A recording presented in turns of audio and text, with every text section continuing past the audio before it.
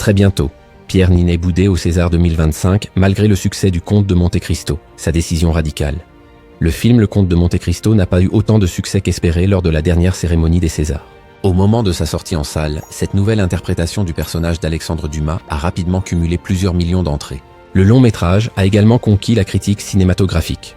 En dépit de ce succès dans les salles de cinéma, le film a été une déception lors de la cérémonie des Césars. Les équipes du Comte de Monte-Cristo s'attendaient certainement à décrocher quelques récompenses. Le long métrage n'a toutefois pas fait le poids face à Emilia Pérez de Jacques Audiard, à la grande déception de Pierre Ninet.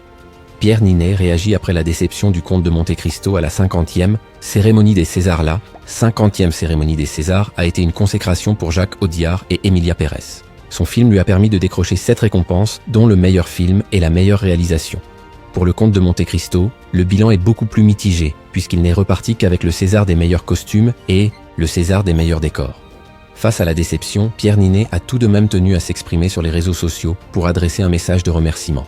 Merci pour tous vos beaux messages. Trop fier pour nos équipes costumes et décors qui ont bossé comme des malades, prouvant tout leur savoir-faire. Pour le reste, votre réception du film restera notre plus grande récompense à vie. Vers d'autres rêves. À très bientôt, a publié l'acteur. Le Comte de Monte-Cristo a été nommé 14 fois au César. Le Comte de Monte-Cristo faisait figure de favori pour la dernière cérémonie des Césars. D'ailleurs, le film bénéficiait de 14 nominations, ce qui pouvait laisser penser qu'il allait remporter les récompenses les plus prestigieuses des Césars. Mais la dernière réalisation de Jacques Audiard a littéralement écrasé la concurrence. D'ailleurs, certains voient déjà Emilia Pérez aux Oscars. Pour Pierre Ninet, la nouvelle a été d'autant plus difficile à avaler que beaucoup attendaient qu'il remporte le César du meilleur acteur.